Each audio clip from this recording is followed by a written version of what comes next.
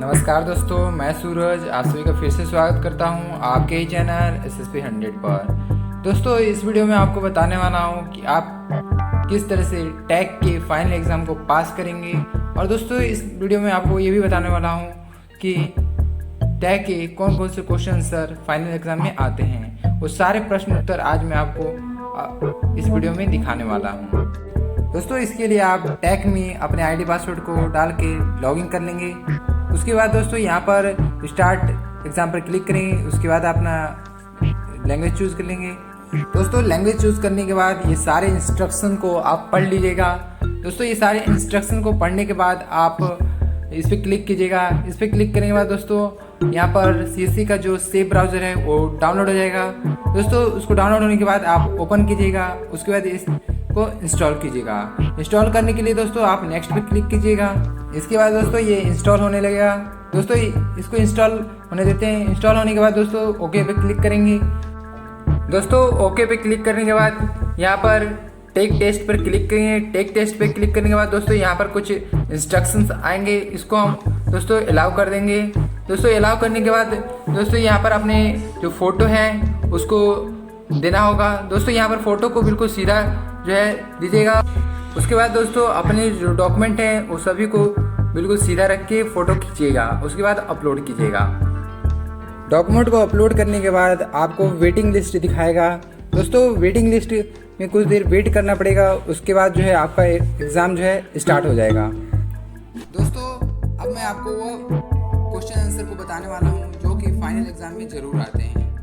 दोस्तों, ये वीडियो को देखने के बाद आप जो है फाइनल एग्ज़ाम को बिल्कुल ही पास कर पाइएगा। वीडियो को देखने के बाद अगर आप फाइनल एग्ज़ाम को पास कर जाते हैं तो आप अपने दोस्तों को, फ्रेंड्स को जो है इस वीडियो को जरूर शेयर कीजिएगा, जिससे कि वे भी TEC के फाइनल एग्ज़ाम को जरूर पास कर सकें। तो यहाँ पर प्रश्न है,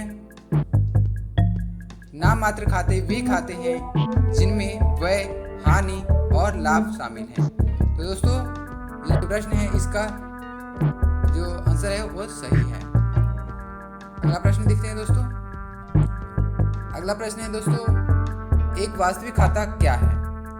दोस्तों, ऐसे खाते जिनमें नकद खाता, स्टॉक खाता, पेटेंट खाता जैसे व्यवसाय के गुण शामिल हैं। अगला है दोस्तों, वे खाते जिनमें व्यय, हानि, आय और लाभ शामिल हैं। वे खाते जो पूंजी खाता, वेतन खाता, बैंक खाता जैसे व्यक्तियों से संबंधित है। ऊपर में से कोई नहीं। तो दोस्तों, इसका सही आंसर है पहला, ऐसे खाते जिनमें नकद खाता, पेटेंट खाता जैसे व्यवसाय के गुण शामिल हैं। ये इसका सही आंसर है दोस्तों। अगला प्रश्न देखते हैं दोस्तों। दोस्तों, अगला प्रश्न है, लाभ और हानि बयान सभी लेन देन को एक आधार पर रिकॉर्ड करता है। तो दोस्तों, ये आंसर बिल्कुल ही सही है। अगला प्रश्न देखते हैं दोस्तों। अगला प्रश्न है, उद्यमी हमेशा चीज़ों को करने के नए तरीकों की तलाश में रहता है और वे उन्हें कैसे बेहतर बना सकते हैं। यहाँ किस विशेषता की चर्चा की जा रही है? तो दोस्तों, यहाँ पर हम किस विशेषता की चर्चा कर रहे हैं? आशावादी प्रकृति, रचनात्मकता, प्रतिबद्धता। तो इसका दोस्तों सही आंसर है रचनात्मकता। इसका सही आंसर क्या है दोस्तों? रचनात्मकता। दोस्तों, ये सारे प्रश्नों को आप लिख लीजिएगा और इसके उत्तर को भी आप लिख लीजिएगा। उसके बाद जो एग्ज़ाम को दीजिएगा, तब आप बिल्कुल ही अच्छे अंक प्राप्त करेंगे और तुरंत सर्टिफिकेट आपको मिल जाएगा। दोस्तों, अगला प्रश्न है, निरपेक्ष क्षमता पूर्व से संबंधित है, संबंधित ज्ञान को समझने में सक्षम है, के मूल्य को पहचानता है और कई जानकारियों का उपयोग करता है। तो दोस्तों, वह क्या है? वो निरपेक्ष क्षमता नहीं है दोस्तों, वह है अवशोषण क्षमता, जो कि पूर्व से संबंधित होता है, संबंधित ज्ञान को समझने में सक्षम होता है। उद्यमी अपने उत्पाद या सेवा को प्रभावी रूप से ग्राहकों को बेचते हैं। यहाँ किस विशेषता की चर्चा की जा रही है? तो दोस्तों, यहाँ पर कौन सी विशेषता की चर्चा की जा रही है? आशावादी प्रकृति, लक्ष्य उन्मुखी, संचार कौशल या रचनात्मकता।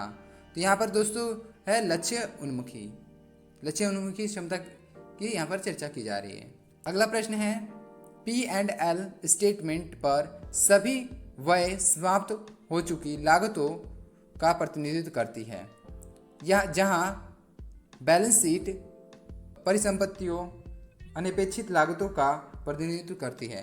तो दोस्तों ये कथन बिल्कुल ही गलत है।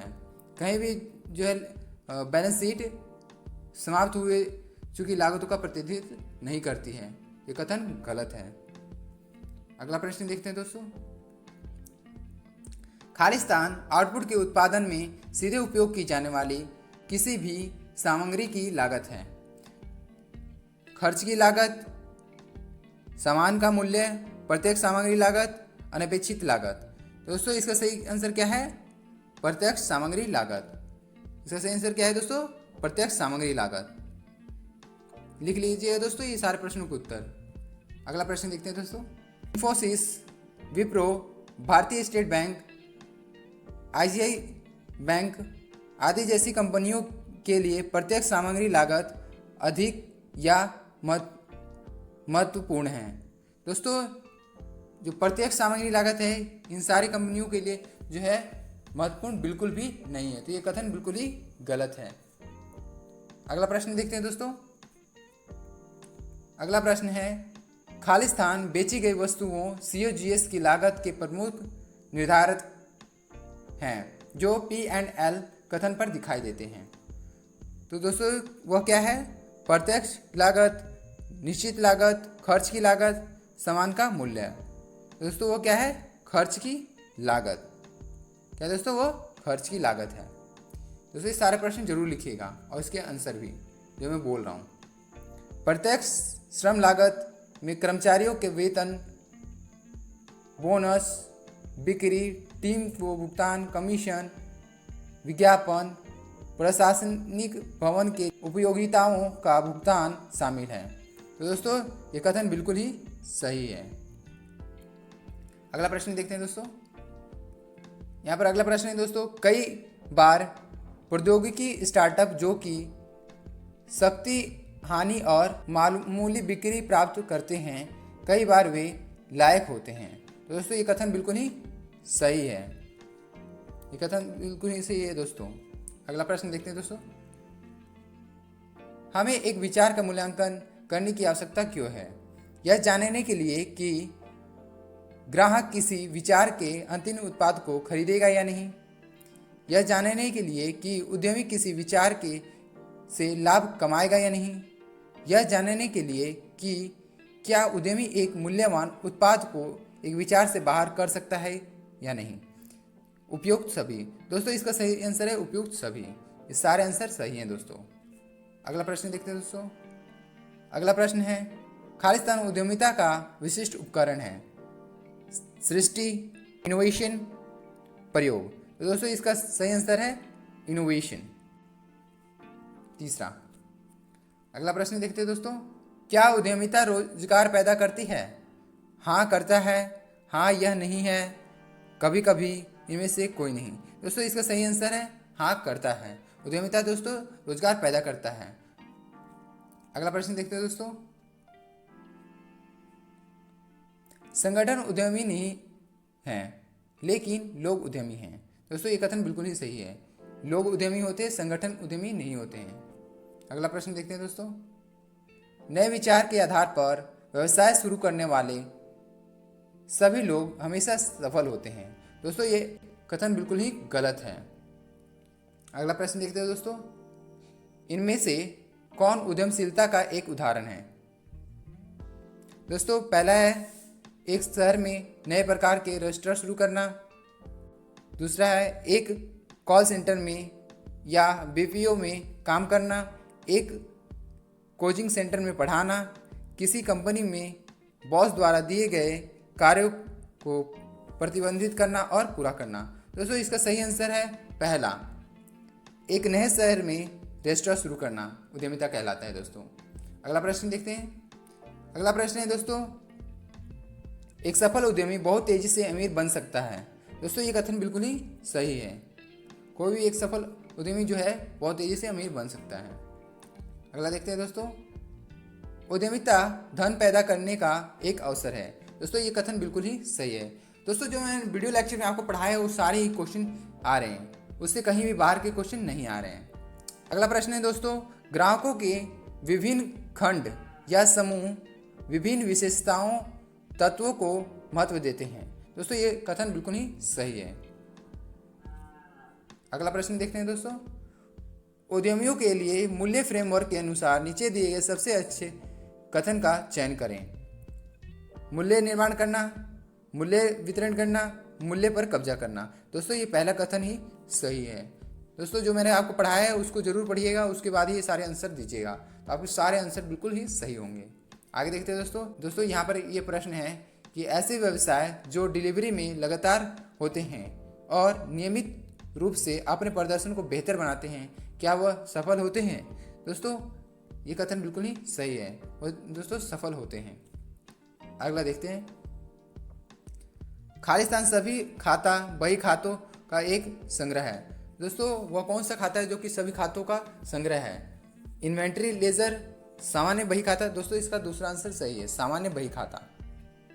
आगे देखते हैं दोस्तों, कमजोर संबंध आंतरिक विशेषता के लिए एक विकल्प है। दोस्तों ये कथन बिल्कुल ही गलत है। कभी भी कमजोर संबंध आंतरिक विशेषता का विकल्प नहीं होता है दोस्तों, ध्यान दीजिएगा।